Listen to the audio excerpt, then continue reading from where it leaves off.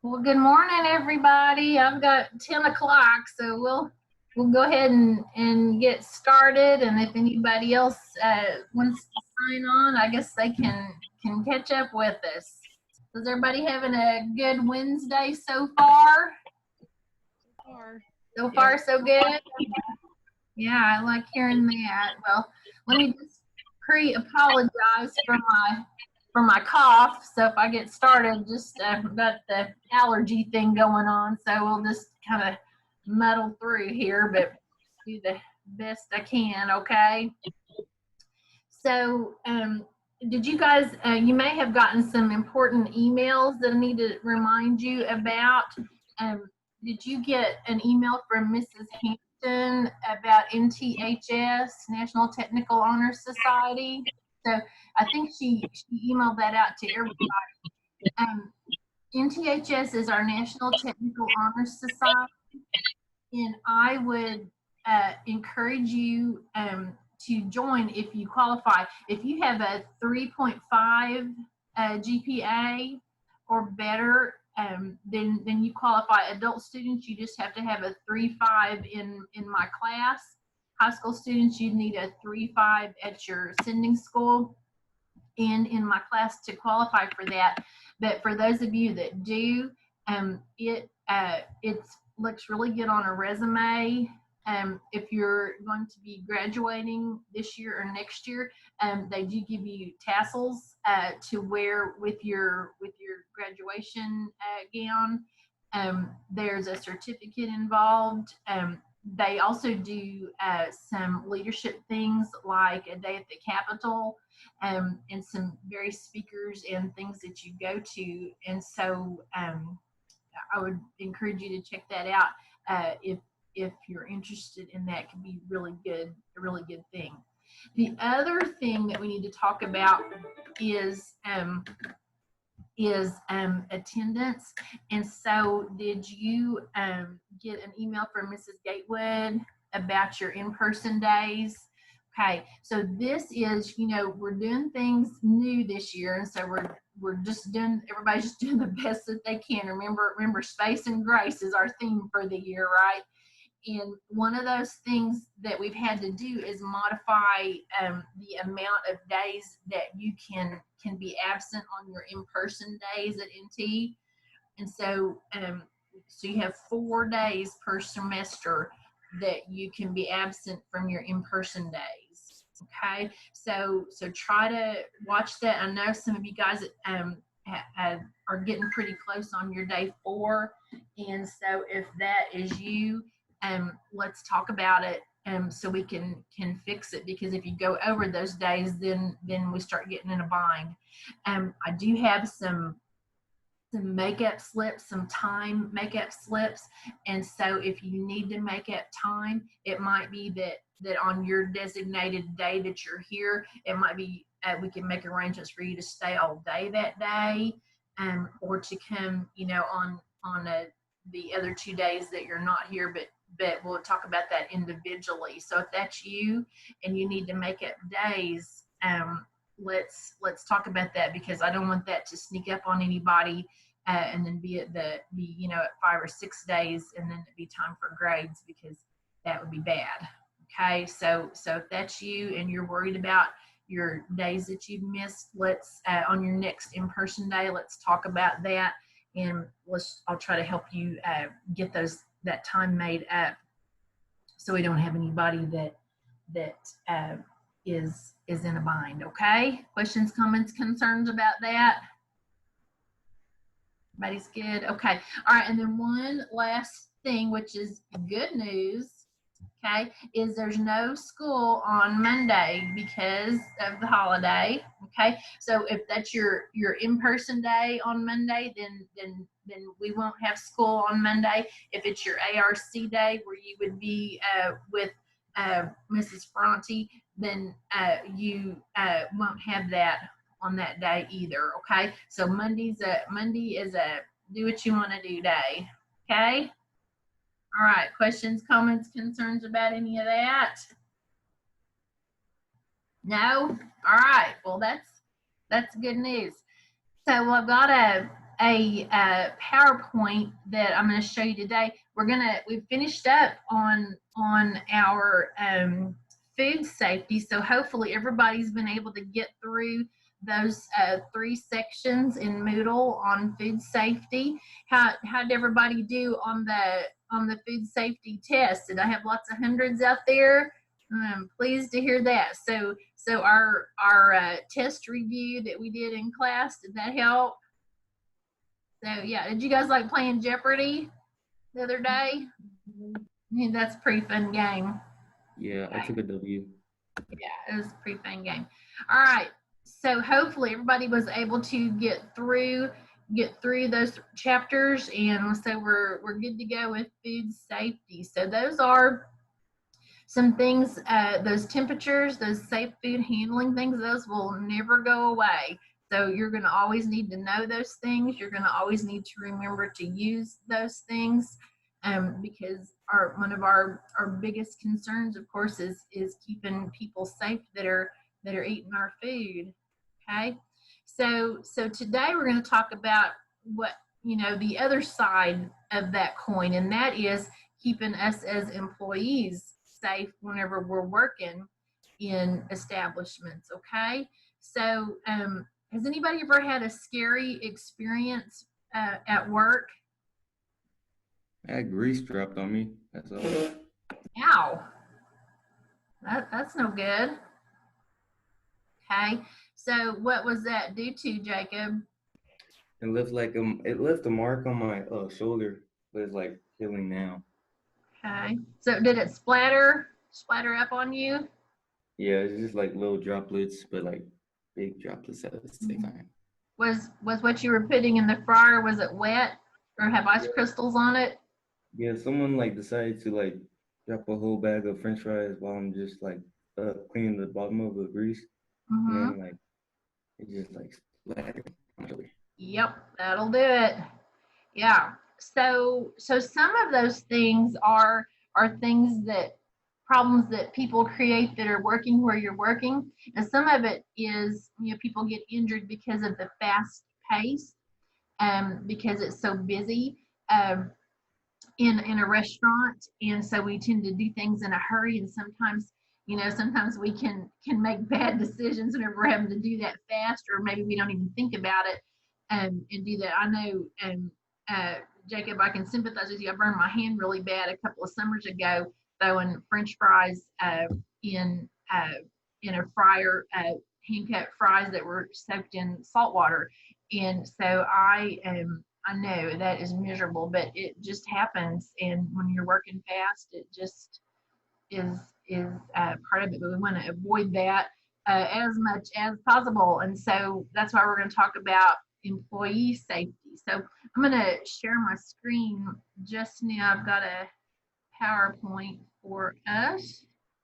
And so let me get back to the slide where I want to go.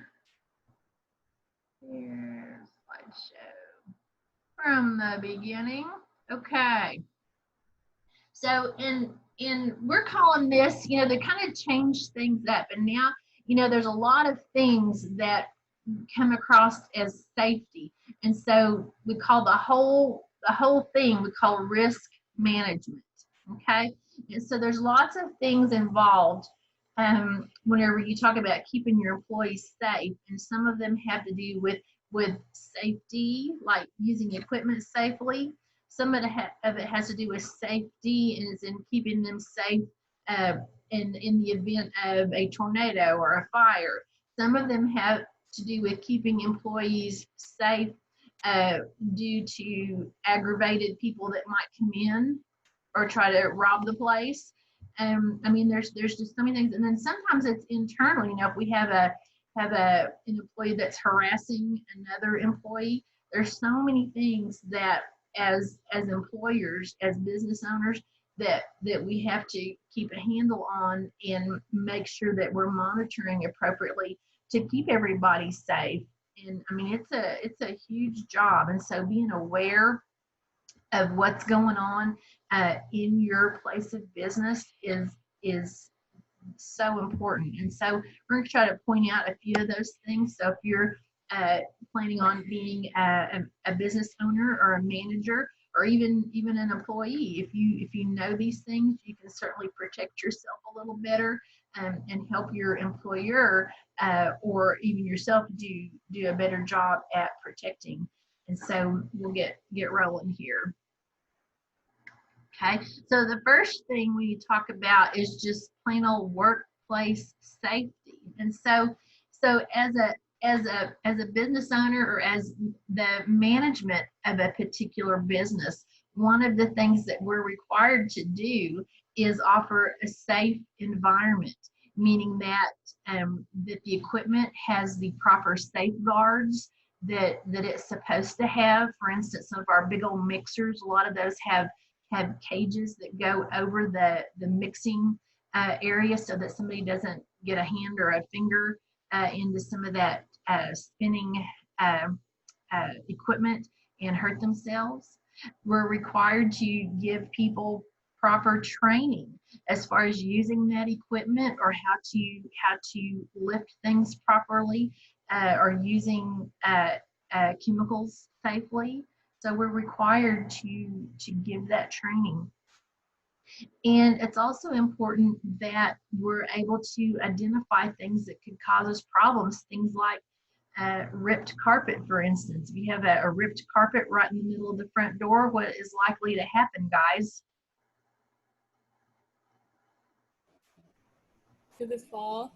Somebody might trip and fall, and that's a problem, isn't it? And so we have a huge duty to our employees, but we also have a huge commitment that we need to make to the people that are coming in our business. You know, we're keeping people safe, and it's also, you know, protecting ourselves too, because if somebody comes in our operation and gets hurt, it may cost us a lot of money. And so we've got to do everything we can to keep people safe. Okay, so those are some of the big reasons why it's important to you as an employee, or to you as a business owner, or to you as a manager. Okay, all right. So again, protecting employees and guests from harm includes lots of things. Some of it is physical safety. Okay, so like teaching people how to care for safety. Okay, so how to walk with knives, and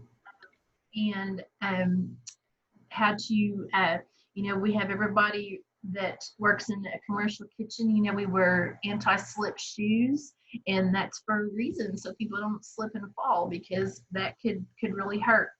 As we talked about a few days ago, we talked about chemicals and the importance of storing those properly and using them properly. And so, and we have a duty to our employees, that we train them properly, and we make sure that they're using those properly, and that we're providing the proper protective gear for our employees that are using it. And this last one we've been hearing lots about in the news lately. Okay, harassment free.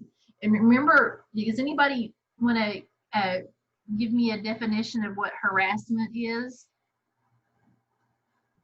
You touched a person inappropriately. Is that you, Jacob? Yeah. Yeah, tell me again, honey. You touched a person like rudely or something like that. Yeah. A person that, tell me one more time, I'm sorry. It's good. I said you touched the person weirdly, like on the shoulder or something. Okay, so touching somebody that doesn't want you to, yes. So then there can be, you're right on, Jacob, but there's a lot of other ways that we could harass people. We might harass people by saying unkind things to them, or we could harass people by leaving them out, or you know, telling jokes or stories that are inappropriate for workplaces.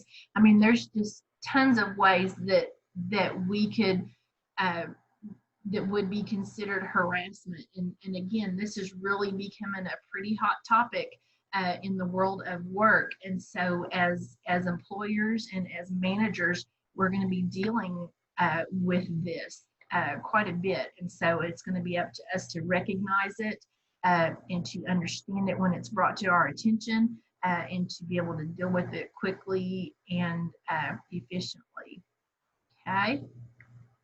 So safety. So here's the biggest thing with safety, guys, is that it's a law that we provide reasonable care, okay, as far as safety in our building. And what reasonable care means is that the normal person would consider this correct. You know, somebody without too much training or whatever would be able to feel like we did the things that we could to help people be safe. For instance, do you ever see curbs that are painted yellow? Have you ever seen a yellow curb before, or something with some type of a highlight within a restaurant or outside, maybe on the curbs? Have you ever seen that before?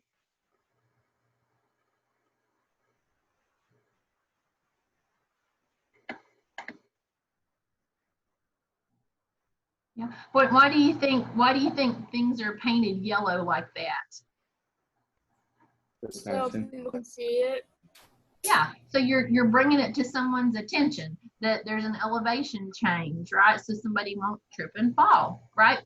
Or maybe things like when you go to the doctor's office, there's a where they put the sharps, things that they use like for shots and different things. There's a box and it says sharps hazard, you know, so it's marked so people aren't exposed to that or don't get in that. And we also have things like down here, we have that wet floor sign. So when you see that, what does that mean? The floor's wet. This wet floor sign here, what does that mean? Slippery. Why do we Yeah, we put that out to draw people's attention to the fact that the floor is wet, and either don't walk on it or walk with great caution because it can be slippery, right? And so, you know, some things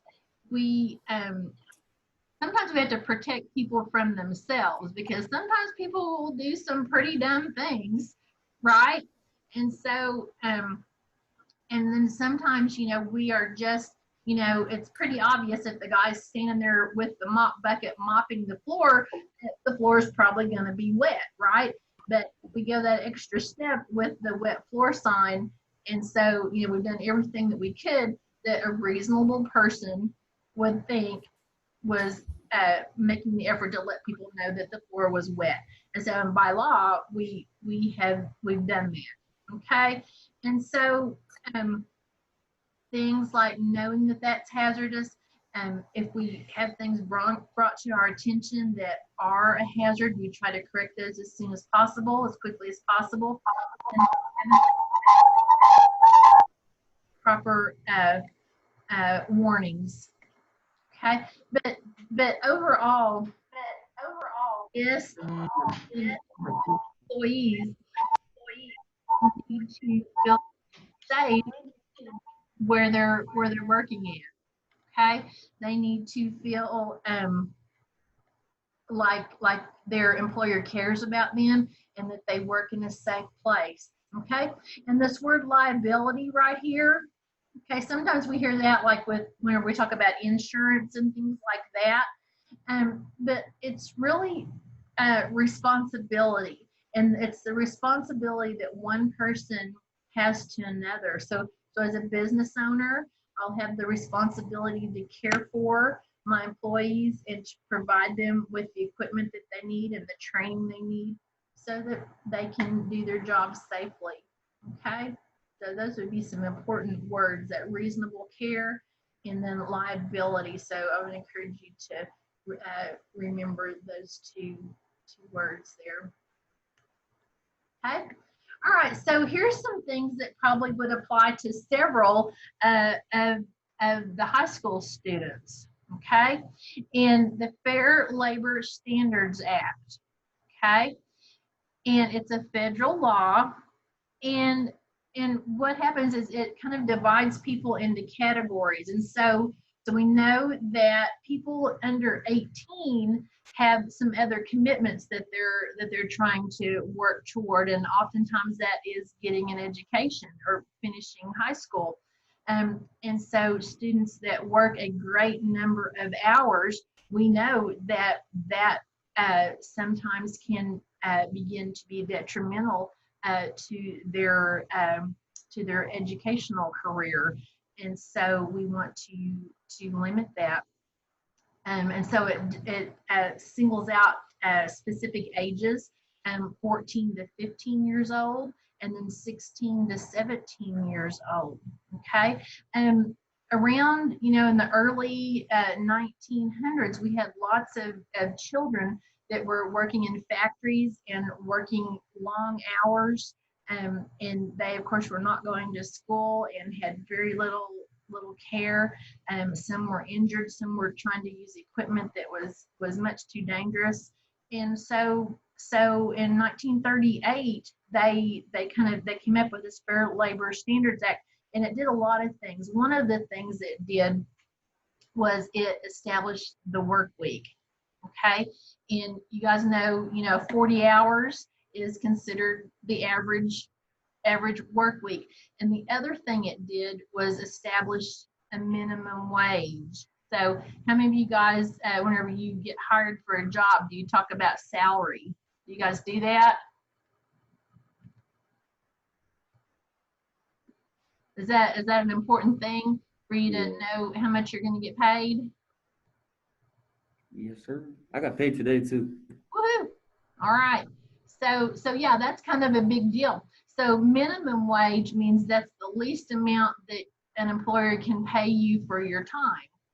Okay. And so they put what they said is they put a ceiling over hours and a floor under the wages, so they can't make you work large amounts of hours for minimal pay. And so for high school students, for instance, if you're under 18, I think there's some limits on your hours. There's also some equipment restrictions, things like using meat slicers and driving heavy equipment. You have to be a certain age to be able to do those. And so, but it helped to make things a little bit more fair for people that are working as opposed to people that own a business. And so it was an important thing for workers in the United States.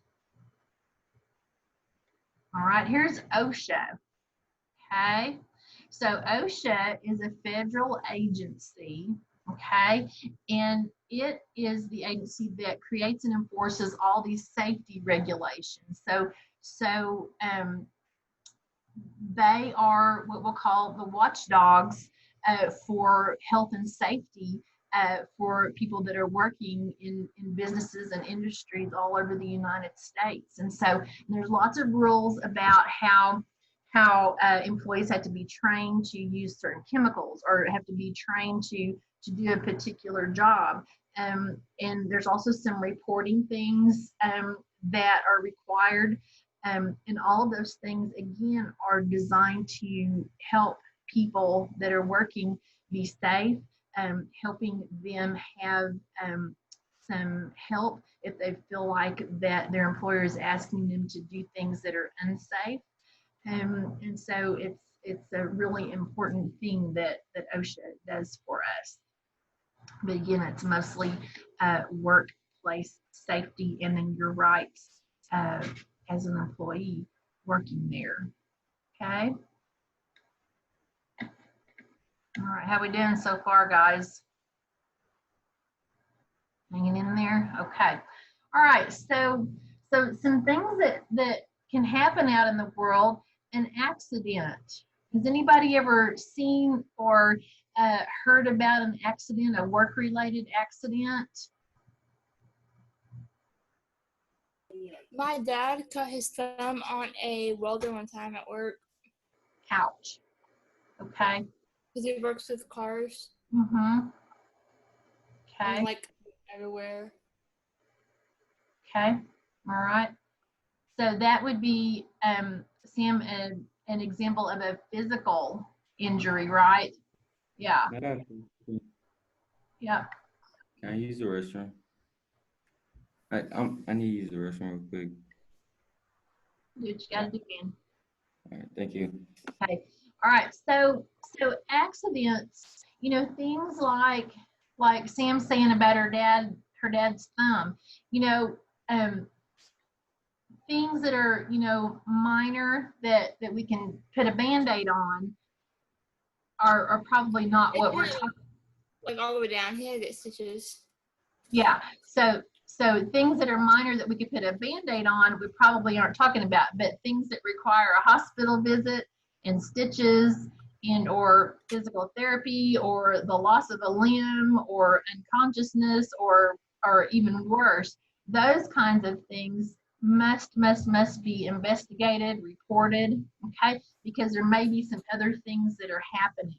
And so as a business owner, or the manager, you're going to want to make sure that you get details of those kinds of injuries, okay? So number one is get the details as soon as possible after the person has been cared for that has been injured, okay?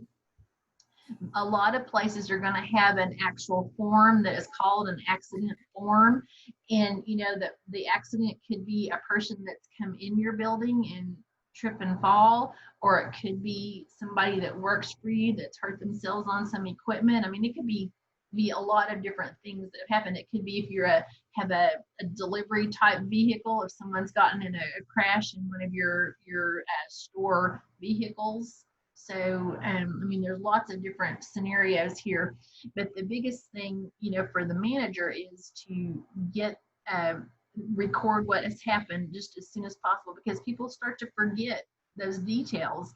And so getting that information right away is going to be really important. There's, like I said, most places have an accident form that is a pre-printed form that you just kind of fill in the details. If you don't, maybe just do a type up. Photographs, almost everything is on somebody's phone somewhere. And so there's lots of things being recorded. And so if you can gather photographic evidence of what had happened, or, some people have video of things that have happened, all of that you can collect, the better things are going to be. Interview any witnesses. If somebody saw what happened, get their name, their contact information, and what they saw with all the details, okay? Walk through and determine what happened, step by step. This happened, this happened, this happened. And then obviously you're going to want to submit those reports. If you work for something that is a large company, they may have a process for that where you're going to submit it to a particular person. If you're just a small mom and pop, whatever the case, but you're going to want to hang on to that information so that if you ever have to talk about this in front of a third party or some type of legal action that's happening, you'll have some details so that you can help yourself, okay? So keeping employees informed, this happened, people need to feel like they work in a safe place, and so they need to understand that this has happened and we're looking into this situation and we're doing our best to understand it, and we'll be releasing information as it comes available. And so keeping employees informed about what's going on is going to help them feel safe. All right. And then the other thing is emergency numbers. So, if the accident happened, whenever the owner is not at the business, that they need to know about it. So having numbers posted, to call in the event of an emergency, those are going to be really important and helpful in a time of crisis. Okay. All right. Moving on here. HAZCOM. Okay. And this is a requirement. So what this is are the chemical makeups of the different chemicals that you're going to be using out there in the world. We use things like Comet and Dawn dish soap and degreasers and delimers and all those things. And you know, you have a right to know as an employee if those chemicals are going to be detrimental to your health. You also have the right to know if you need some type of protective equipment to handle those kinds of chemicals. If you need gloves or goggles or a respirator or whatever it is, it's your right as an employee to know about those. Okay, and so that HAZCOM program is the way in which we train our employees to use the chemicals safely. Okay, and you have, again, the right to know as an employee what it is that you're using and how to use it safely. Okay, so one of the biggest ways that we're doing that is through SDS sheets or safety data sheets. The chemical manufacturers provide sheets that describe everything it is about that chemical, how it should be used, how it should be stored, your protective equipment that you need to wear, contact information to the company, what to do if it's ingested for some reason, first aid, how you're going to care for someone that splashed it in their face or whatever it is.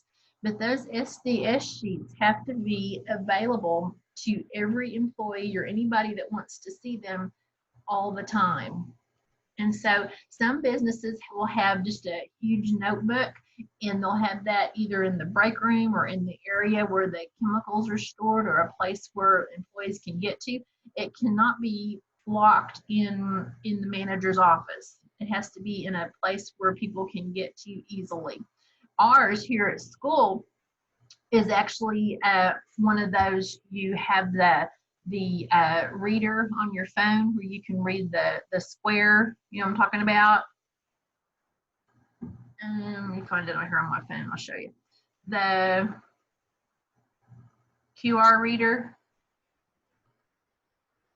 Oh, I didn't pick it up very well, but they're called QR readers, and you can just aim it at the square and it'll take you to the site, and then you just type in the name of the chemical, and then it'll bring up the SDS sheet. Okay, and so that's how we do it here at school, and some companies do it that way.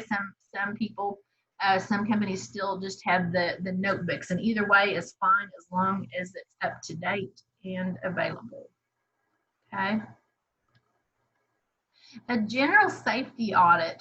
So that is companies that occasionally send around inspectors to audit safety. And so like here at school, we have a couple of safety officers, and that's all they do is roam the halls and look in closets and check out, you know, safety on the buses and help us make sure that we're running a safe school.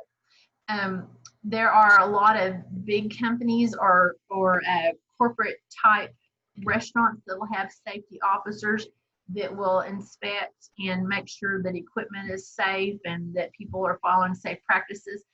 In the smaller mom and pops, you may hire someone from outside to come in and just do a safety audit just to make sure that everything is as it should be. But the things we're looking at are the facility itself, that the building is safe, that the perimeter or the things outside of the building are safe, that the electrical is as it should be, that the you know, the fire systems, the ANSEL systems are like they should be. They may be looking at equipment, making sure that it has the proper safeguards on it. It could also be looking at employee practices, things like when we take the trash out at night. You know, if your business closes at 12 or 11 or 12 at night and you're taking the trash outside by yourself, if you're going out there by yourself and leaving the back door open, there's any number of things that you could be inviting to happen. And so is that safe? Do you think you should go out in maybe pairs? Do you think that, you know, maybe that should be lit, you know, outside so that people aren't walking out in a dark space? I mean, there's all kinds of things that they may be looking for. Employee practices, are employees doing things that are safe? Are they having to climb high on a short ladder to get a box down? Do we need to provide some other type of way for the storage to happen. I mean, there's all kinds of things that they may be looking at, maybe processes, it could be practices, it could be the actual equipment or facilities. But whatever it is, we're going to identify ways that could possibly be causing people to be in danger or to hurt themselves or to hurt someone else. And that's important because, if we get somebody hurt, that could cost us a lot of money, either through insurance or being sued or any number of things. Okay, so it's important that we understand that we have a safe facility. All right, so last week you heard some alarms going off in the buildings. What were some of those? Do you guys remember, Miley? What happened this week?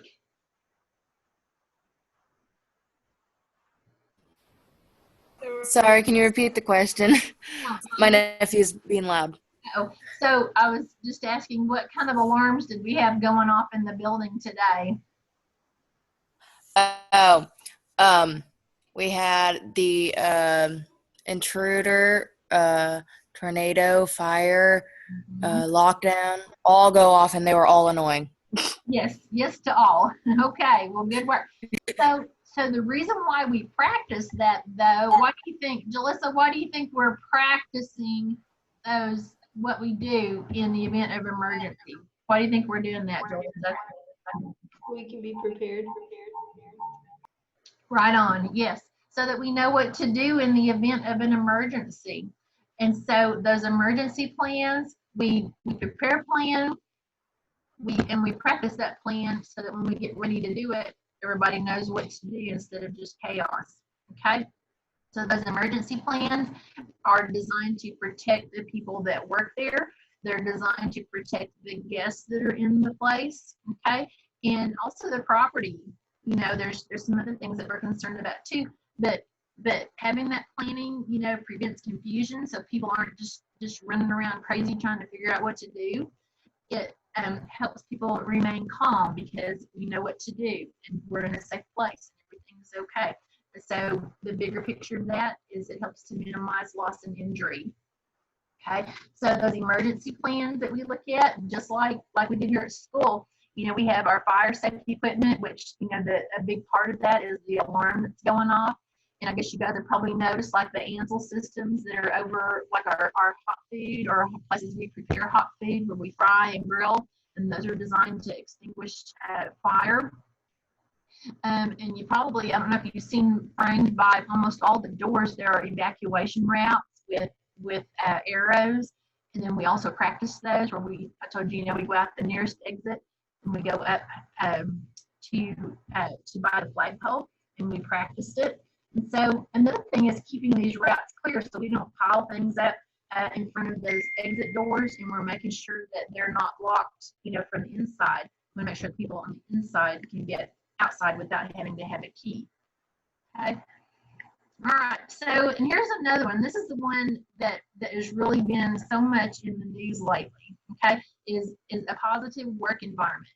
Okay, and so everyone, wherever you work, should feel respected, and you should feel safe at your workplace, and you should feel like you're treated equally.